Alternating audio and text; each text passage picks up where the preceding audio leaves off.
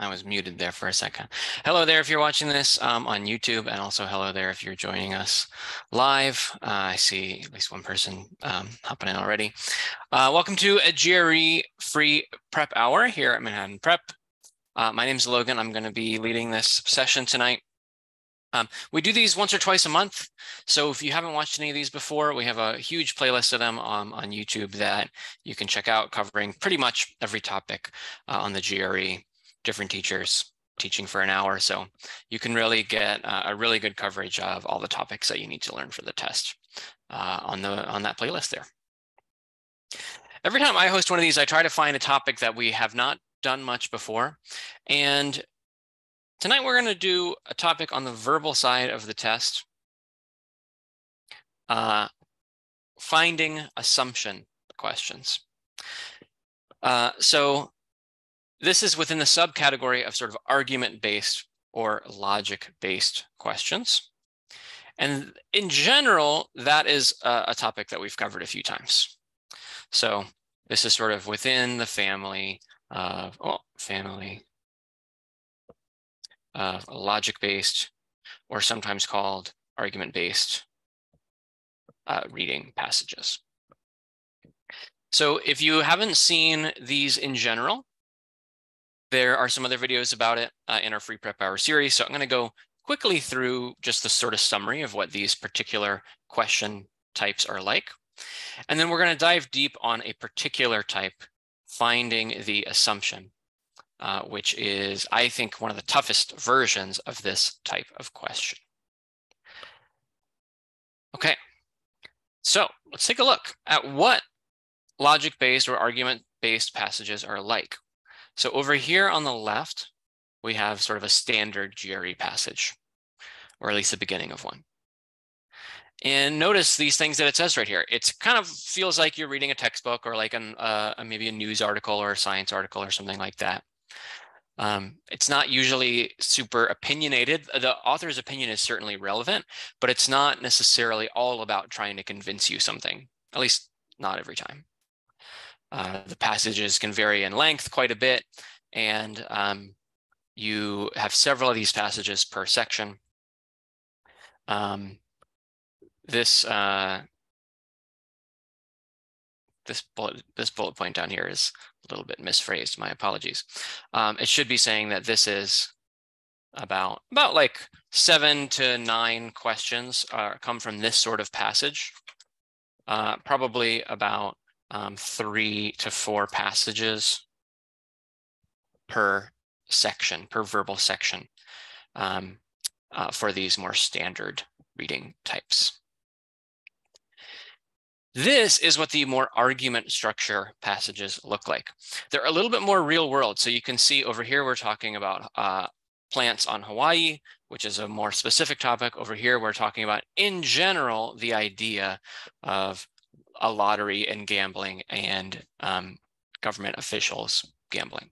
So it's a little more generalizable and real world to more people. They often, really, most of the time, they're going to have a very specific conclusion that they're trying to convince you of. They're always pretty short. There's always just one question about these passages, and you're going to see about 1 to 3 of these per verbal section out of the 20 that you see. And I find 2 is the most common number to see of this type. So not the most common, but it's a little bit distinct from the rest of reading, so it's good to practice it so you're ready to like put on a slightly different type of reading cap when you get to these questions. And I'm going to go into a little bit about how do we actually analyze these arguments that they give. Because what makes finding an assumption a difficult version of these questions is that it's a little bit more abstract of a task as opposed to the other common types, which include strengthening the argument or weakening the argument. Those are fairly concrete. Finding an assumption, the argument made, sometimes is a little more amorphous.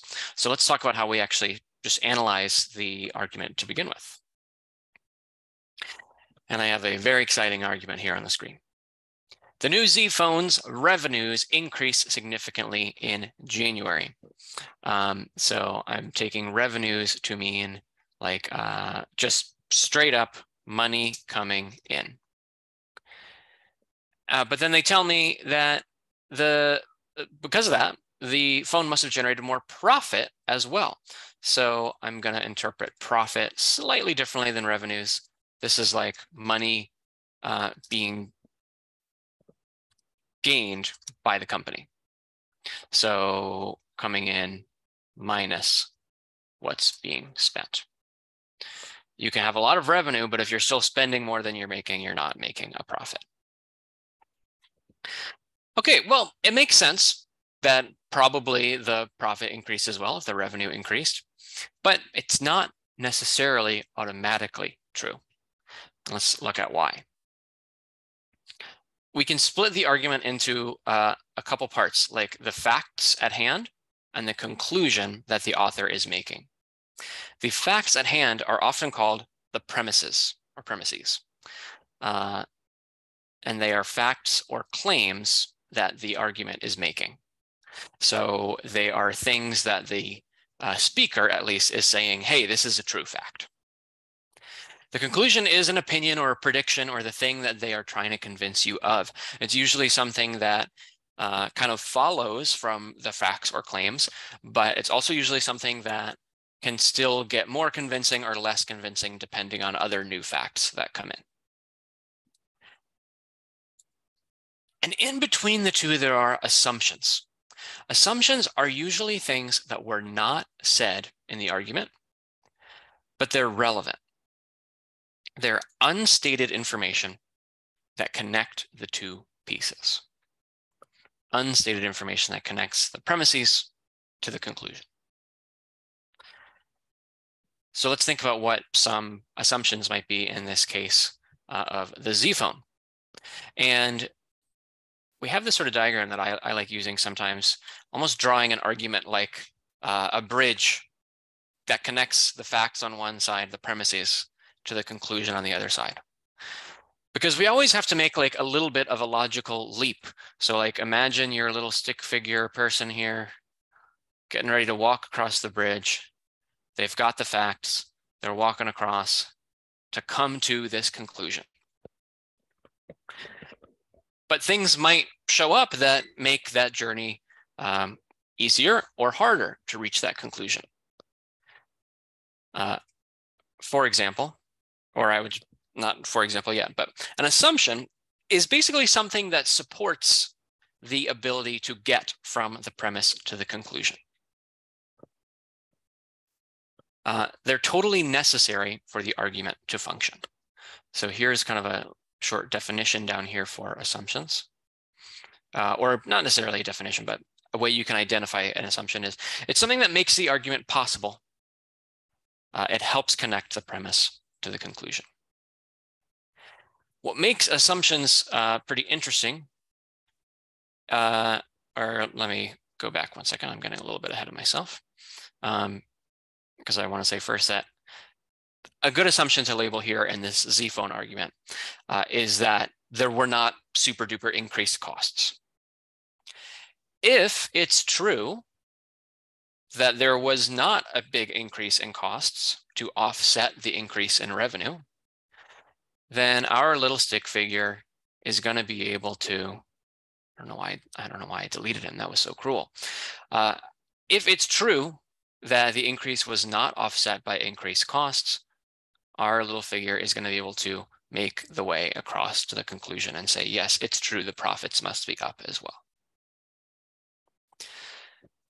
But what makes, I'll leave our little guy there this time. What makes assumptions interesting, I think, is that they have disastrous consequences if they are untrue.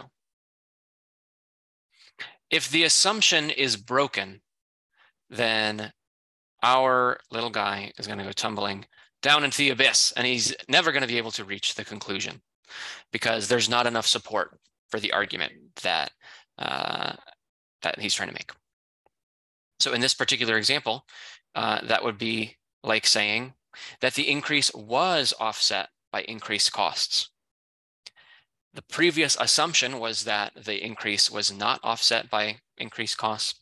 If we break that and we say, actually, sorry, it was increased by offset costs, we're spending so much in order to get these increased revenues, then we cannot reach the conclusion that profits are up as well.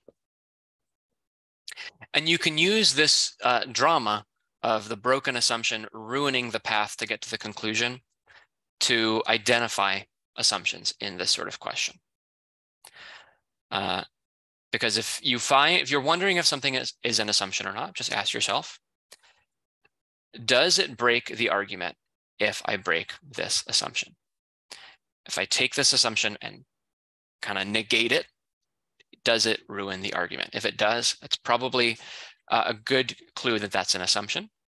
If it does not, if you break the assumption, as in you negate it, you say it's not true, and it really doesn't change the argument very much, that would be a clue that it's probably not a key assumption. It's something that doesn't really affect the connection between the premises and the conclusion. Okay,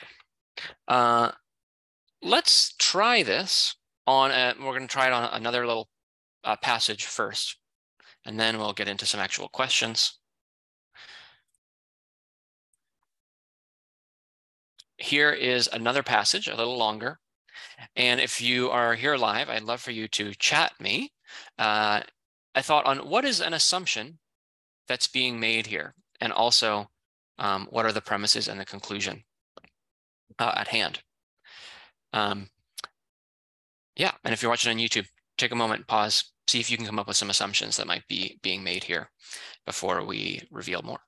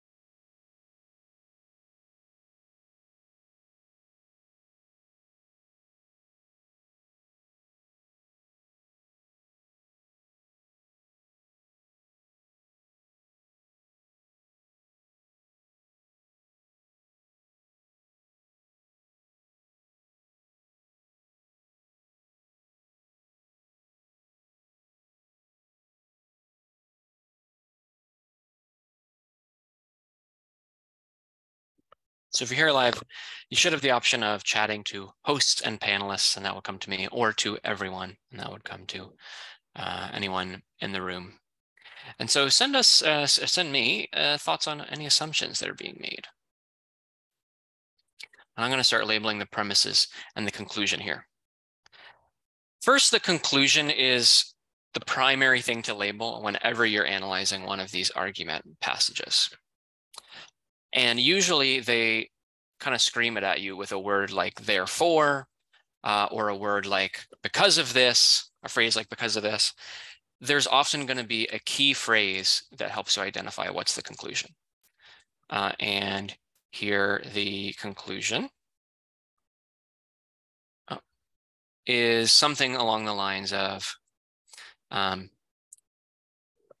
Pueblo Bonito was a religious center. Okay, then I usually go back and say, okay, what are the premises? What are the facts that led them to believe that it was a religious center?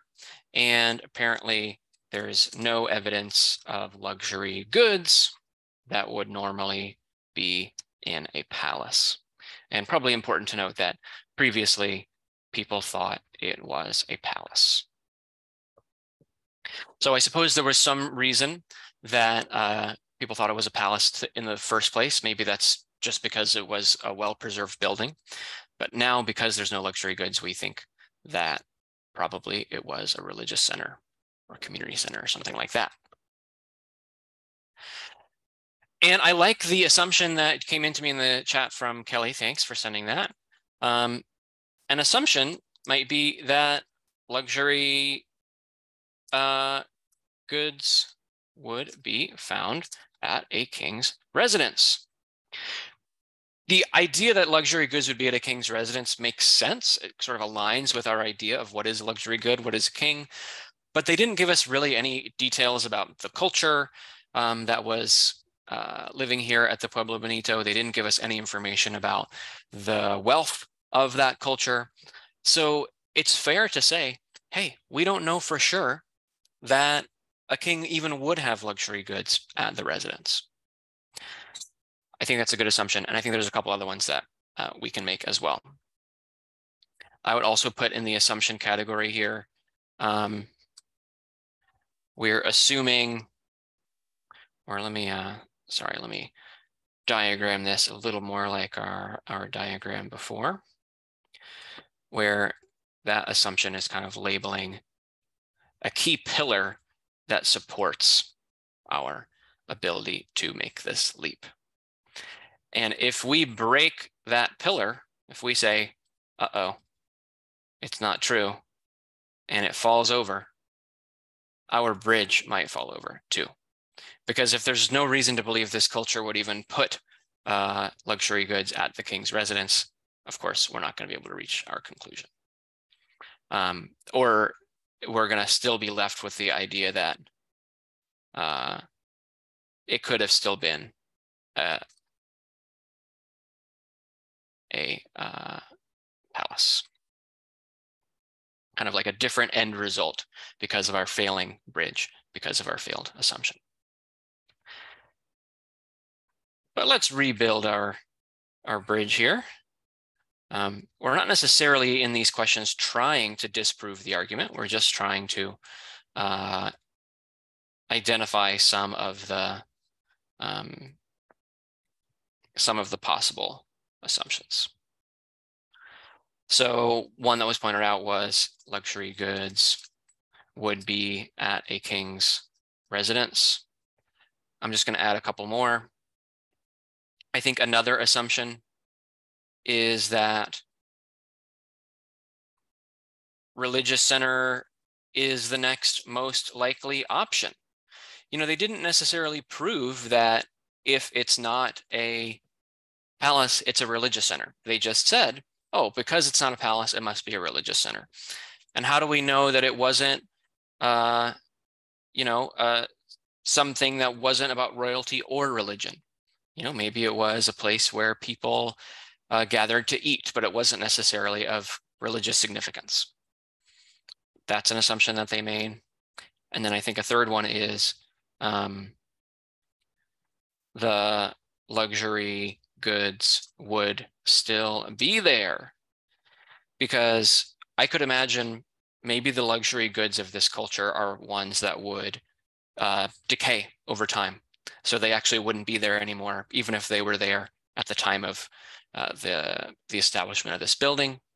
Maybe the luxury goods were actually so valuable that people came and stole them. You know, there were raiders or something like that. A few different assumptions here being made to help lead to this conclusion. All right. Let's go look at some actual questions, and we will see in action the task of searching for these conclusions and searching for these assumptions and having to like fend off the wrong answer choices, right? All right.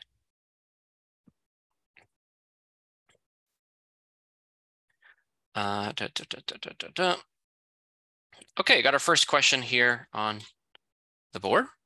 If you're here, chat me what answer you would pick once you get a chance to read through and make a vote.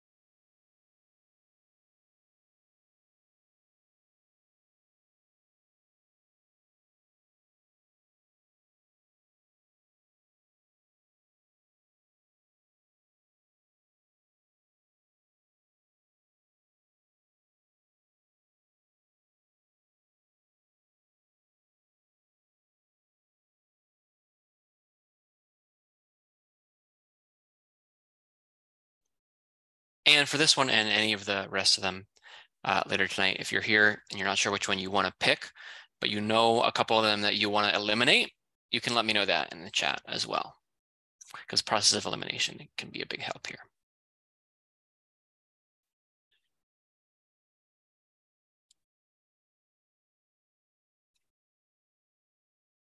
So as always, I'm going to start by just getting really concrete about the conclusion.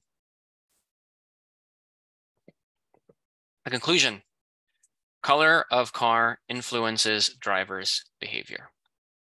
All right. What are the premises, the facts at hand that the author is claiming? Pretty much just one. Red cars receive more speeding tickets. And by the way, these sort of notes that I'm writing out here, this is not just for show or for teaching. This is something that I actually would do on the test, particularly on a hard version of one of these questions. If I'm not sure what the answer is and I'm struggling to understand the argument, I will probably actually take notes like this. So, okay. The premise is that red cars receive more speeding tickets. The conclusion is the color must be influencing the driver's behavior and causing them to get more speeding tickets.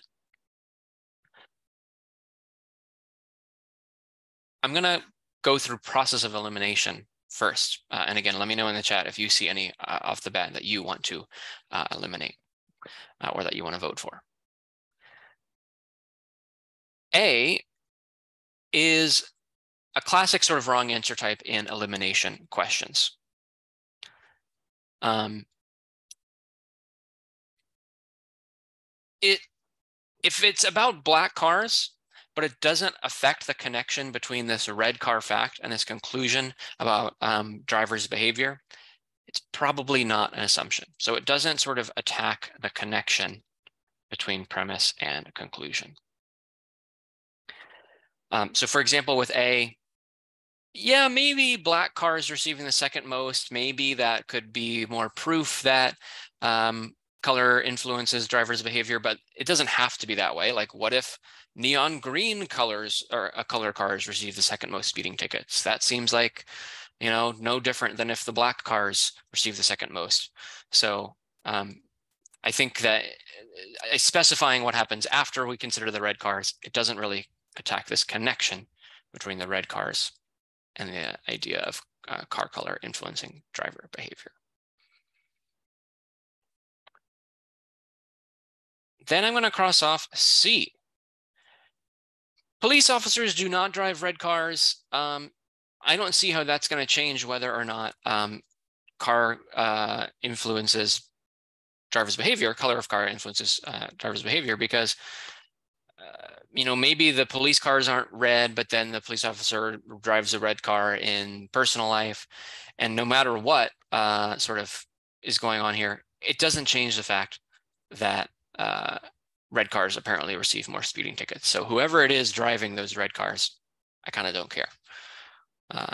Even if police officers all drive red cars, we can still make this connection.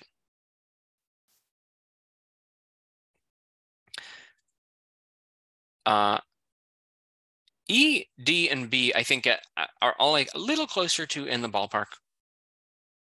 Anyone in the chat want to take their guess between B, D, and E, which one you would want to pick?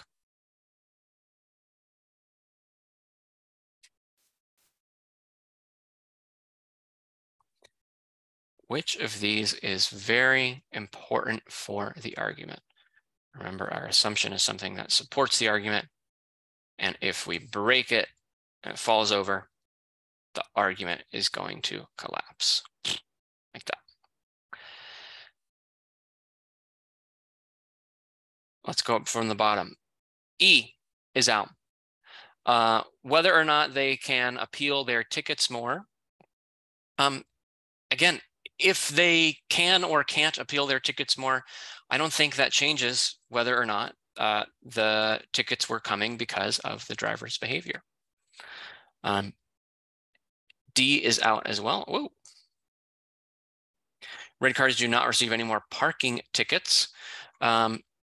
Kind of similar to A, actually. As long as it's true that the red cars receive the most speeding tickets, it's still on the table to make this leap. We can still maybe make this leap, even if the red drivers are perfectly responsible at parking.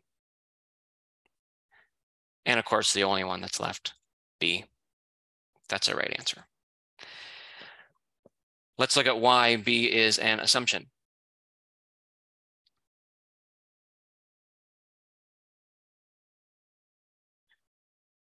Red cars don't attract more attention from the police. That's an important assumption, because what if they do attract more attention? What if we say they do attract more attention? This is the inversion I was talking about earlier. Then suddenly we've broken this support, because if they do receive more attention, our argument collapses and leads to a different conclusion, which is that color of car influences police behavior, leading to more traffic tickets.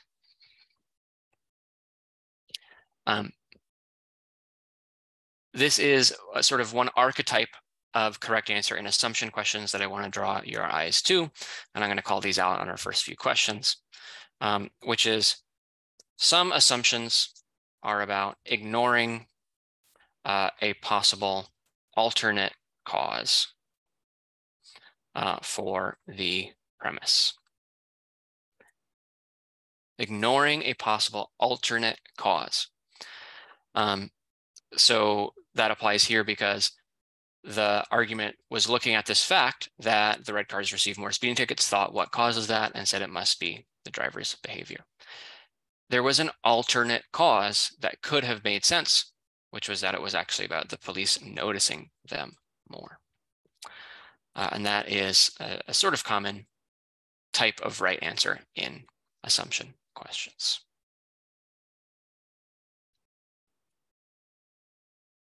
I'm just going to keep going. I got 4 or 5 of these questions to sort of run through how this plays out in different passages, and what types of right answers you might expect to see on these assumption questions. Sakib, I see in the chat a comment that says, I often end up with partially correct answers. Any strategy to overcome this? Can you tell me, I'm going to try to answer that after we do one more of these full questions. Tell me a little bit more about what do you mean coming up with partially correct answers? As in, like, you pick one of the multiple choice ones that's close to the right one, but not quite? Or do you mean like you try to come up with on your own paper, a reasoning, like, are you sort of talking about process of elimination or about your own thought process before you look at the answers?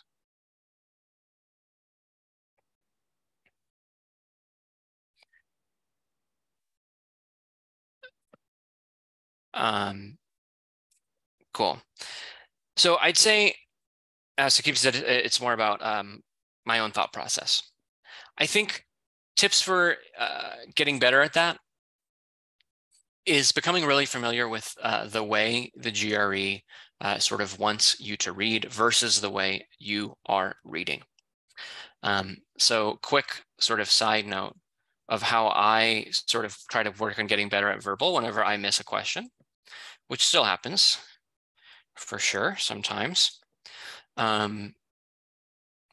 If you miss a verbal question, particularly reading comprehension, which is half of the verbal section, ask yourself these questions. 1, what did I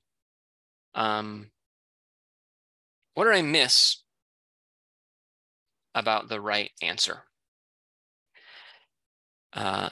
There's must be some reason why the right answer was good that you didn't notice.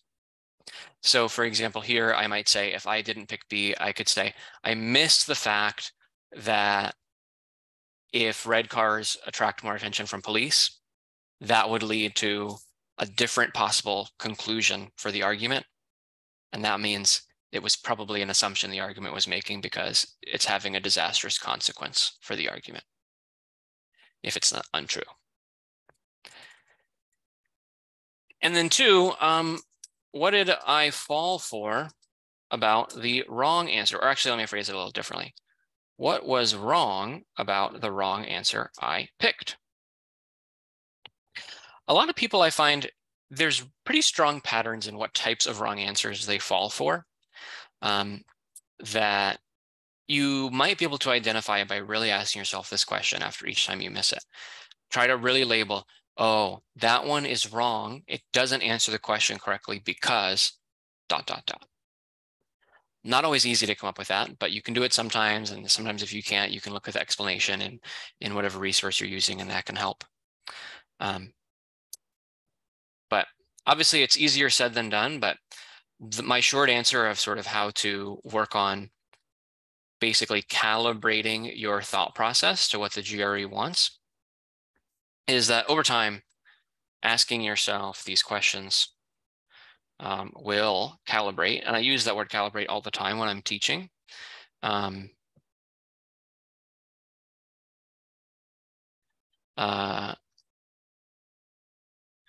Because that's kind of what getting good at GRE verbal is about. It's like you probably have your own ways of reading and interpreting things out in the real world. And when you show up on the GRE, there are certain ways that your reading needs to be different. It needs to pay more attention to specific evidence. It needs to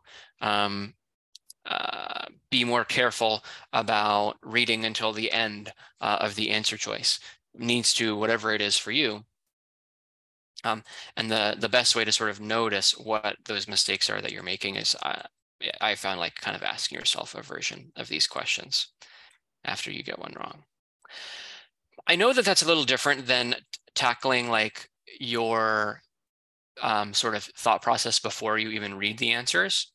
But I think that this sort of reflection, looking back on what you have missed, can still help you sort of learn what the test is looking for.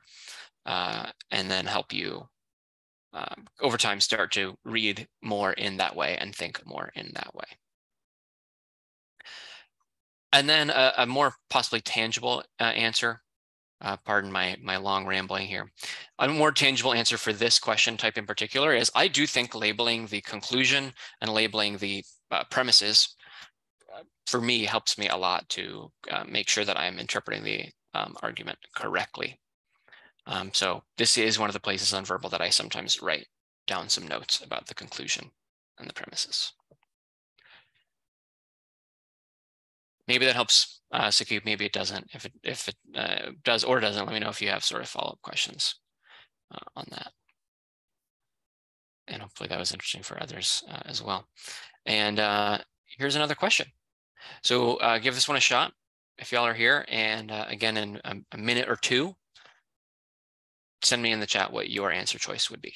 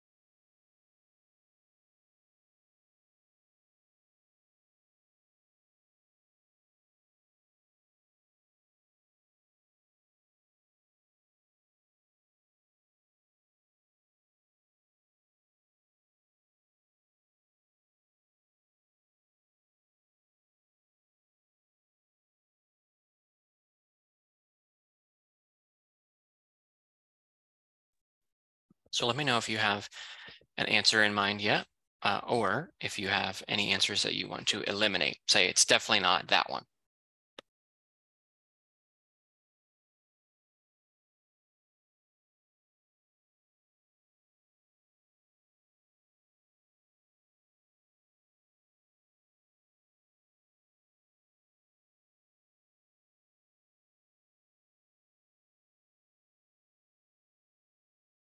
I'm going to start walking through. But still chat me if you come up with either of those things. As usual, they make the conclusion in the passage fairly clear with a word like therefore, but here they kind of go on for a while. There's 2 sentences worth of conclusion. And this can happen sometimes where they'll kind of give a multi-part conclusion. One is basically saying wash your produce if it had inorganic pesticides. And then this second sentence down here, need not worry about it when purchasing from farms using organic pesticides. No need to wash, or at least no need to, let's just say you won't ingest any pesticides from organic pesticides.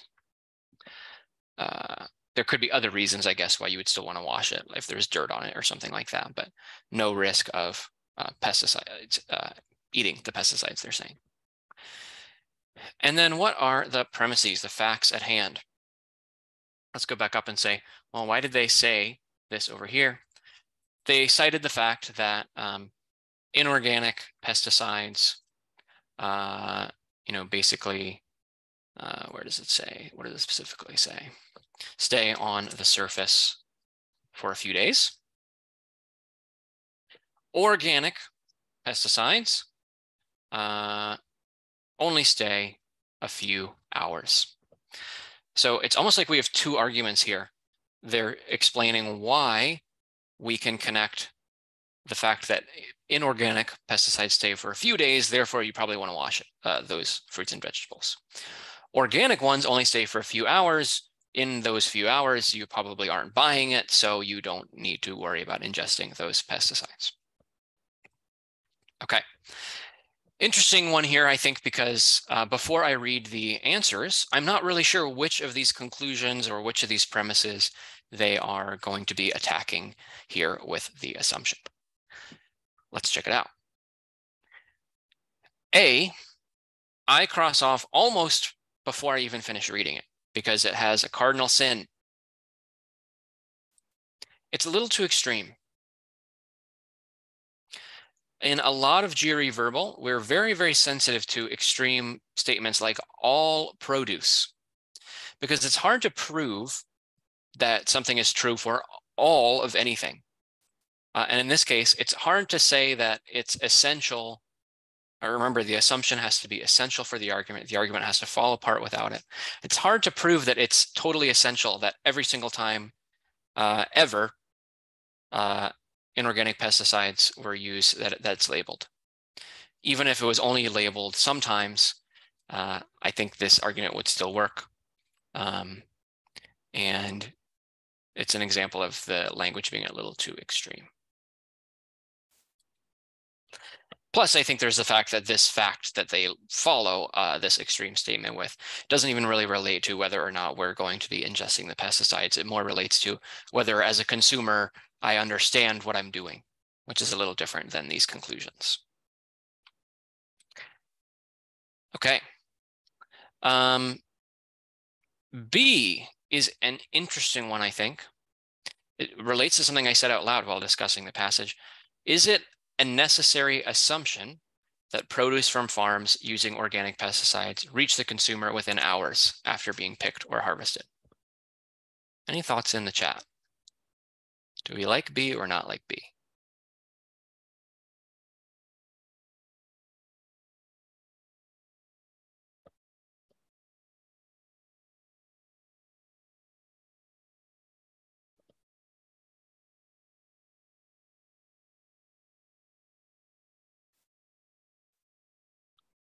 Well, I personally don't like B. And here's why. but also why it's a very, very tempting answer.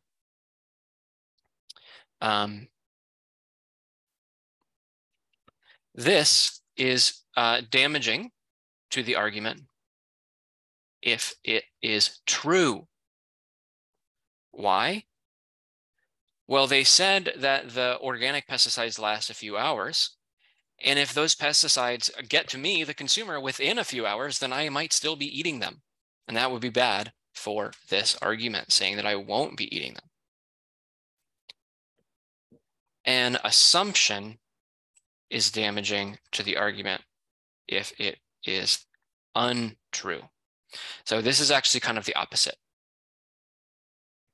This is not an assumption the argument is making. This is the argument is actually assuming the opposite of this. The argument is assuming that the organic pesticide produce will not reach the consumer within a few hours.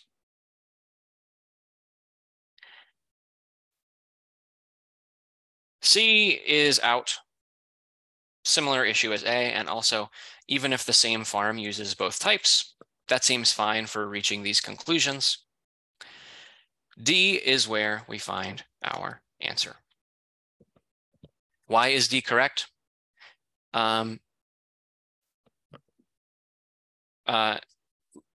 opposite of B, this is harmful to the argument if it is untrue. If we break down and invert this assumption, we get something very bad. What if organic pesticides are capable of penetrating the skin of the vegetables and the fruits? Then that pesticide is going to be inside the fruit. And it doesn't matter whether I wash it or not, I might be ingesting those pesticides. If the pesticides penetrate, then I'll be ingesting them anyway, which goes against the argument. So I like this one for contrasting B and D. They both seem kind of in the ballpark, but B is actually the opposite because B is something that the argument does not want to be true. D is something the argument really wants and needs to be true, that these organic pesticides cannot get into the fruits and vegetables. And then E kind of has almost a similar issue as A, where it's more about like the experience of a consumer buying it, and it's not as much about like, am I going to ingest the pesticides or not? So it doesn't quite attack the conclusion. And this is, I would say, some assumptions are about ignoring possible counterpoints. So last time we were ignoring like an alternate conclusion or sort of an alternate explanation that could have explained what was going on. Here, this is not an alternate explanation for what could have been going on, but it's like a new fact that it would, if it was flipped around, really be a counterpoint to the argument itself. It's not another explanation, but it's a counterpoint saying, hey, who cares if you wash it? The pesticide is already all the way inside.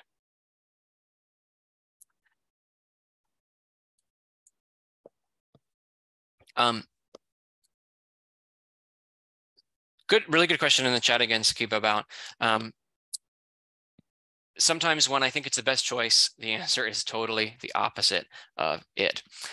First off, I would say that sometimes feels bad when that happens, but a lot of times the opposite answer is the most tempting wrong answer. So you're not necessarily falling for like a crazy one when you do that. You're actually often you're very close to understanding things correctly, but you kind of just got turned around a little bit. My general tips for getting better about avoiding the opposites, kind of the same thing as before. I think that reviewing process of like looking back and asking yourself, why did I miss the one that was correct and why did I fall for the one that was incorrect? That will really improve your skills across the board. And I would say in a lot of verbal, picking the opposites comes down to really tracking the like reversals within words, like incapable, Or where else can I sort of identify something like that? Need not worry.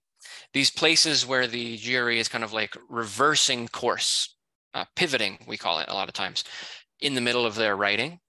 If you're picking a lot of opposites, sometimes it means you're missing some of these pivots where the word says worry, and sometimes our brain thinks, oh, worry about ingesting pesticides. But really, of course, what are they saying? Need not worry. There is no worry about ingesting pesticides, according to the argument. And this is a very easy thing to mess up, because if you just miss one of these pivots, sometimes it'll send you into one of those opposites. How do you sort of get better at that? Probably not by obsessively rereading and rereading and rereading every line to make sure you got all the pivots, but probably by doing things like taking some notes, sort of asking yourself those smart questions when you're reviewing to sort of notice what exact patterns are happening, leading you into the opposites. And then I would also say to look for if there are any particular question phrasings where you're having that trouble. An overlooked part, but possibly the most important part of rating questions is like the question itself. And if you are missing the same sort of question stem type a lot, then there's probably something off in your logic of how you're tackling that sort of type of question. And if you're not paying attention to the question stem at all, you might be sort of missing one of the main trends in what's causing you to go into those opposites. Hard to say more without sort of seeing more broadly what questions you're missing, but those are some things that I would look at. Okay, I got a couple more assumption questions. We're going to try to do lightning round in the next 10 minutes or so. Here is the next one about mold.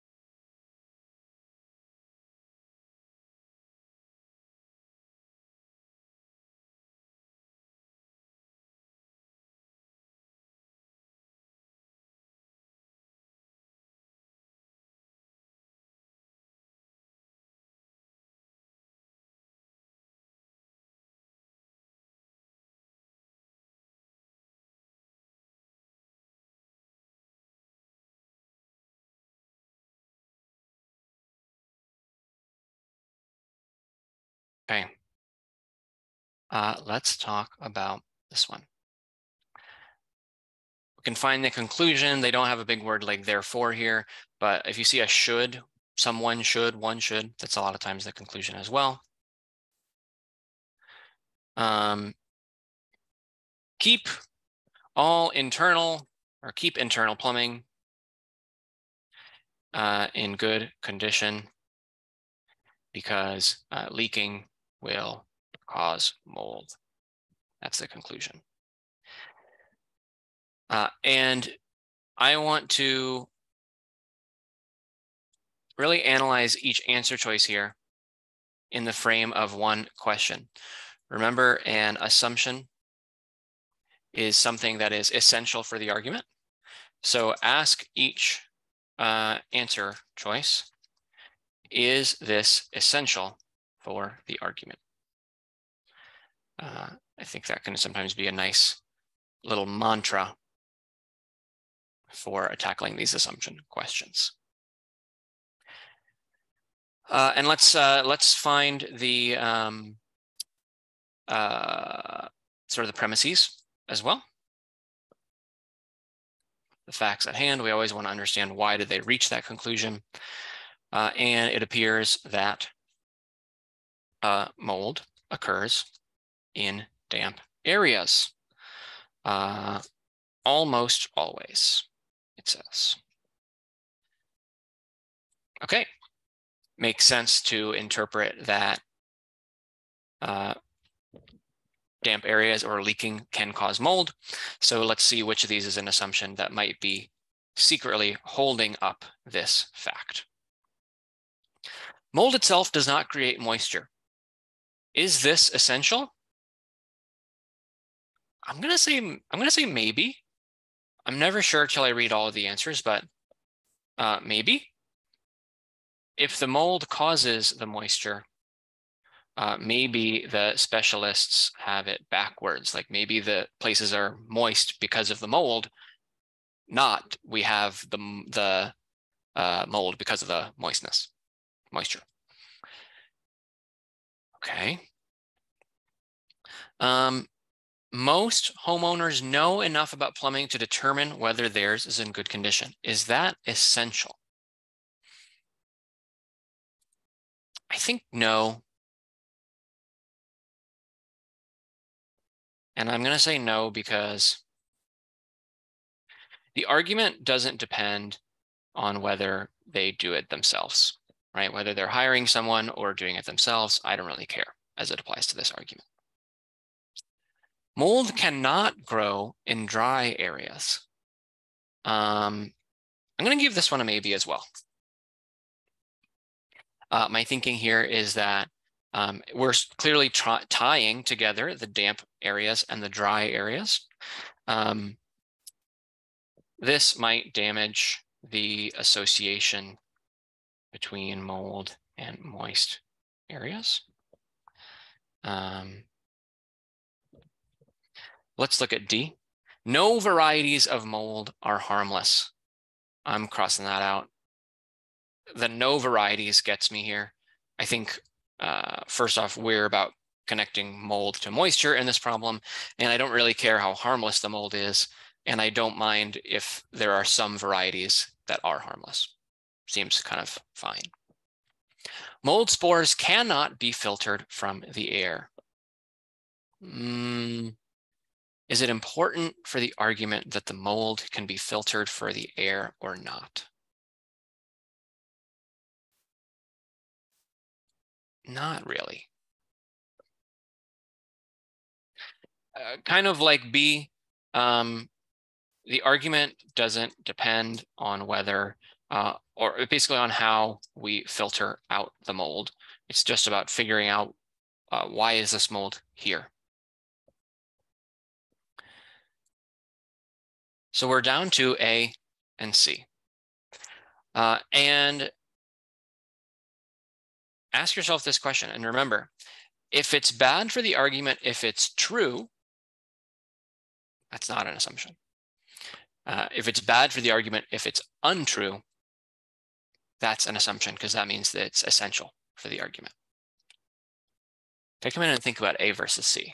Which one do you like?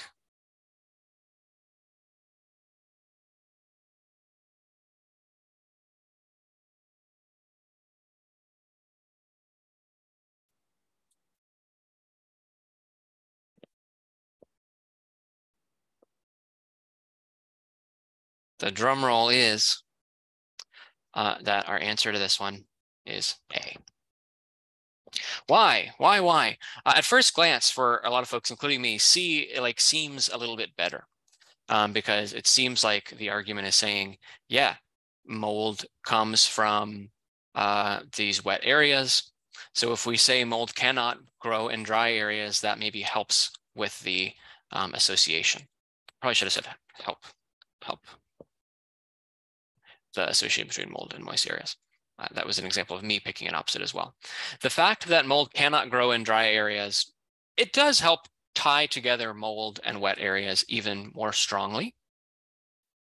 But does it really change the end result?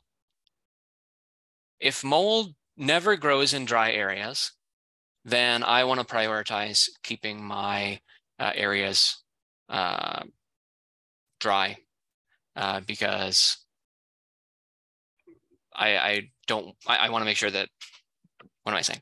If the mold never grows in dry areas, then I definitely want to prioritize the sort of keeping the plumbing in condition, because if I keep the plumbing good, don't have any leaks, I'm guaranteeing no mold. But what if mold can grow in dry areas?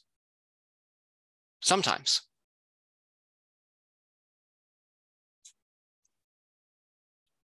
That's okay.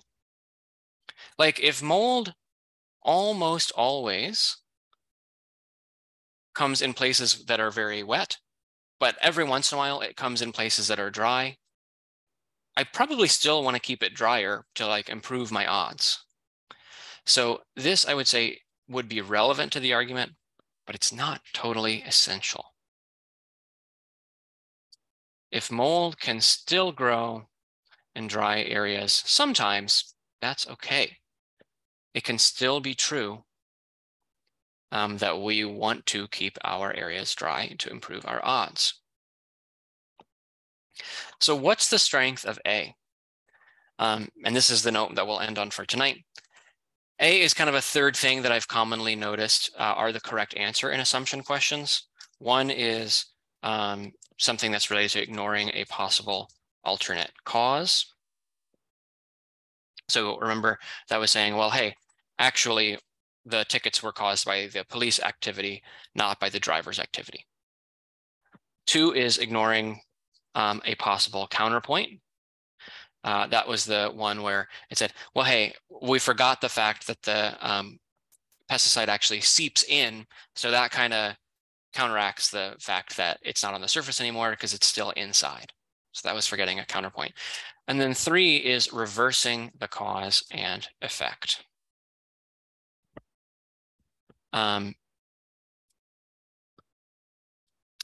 The argument says, in very short terms, moisture causes mold.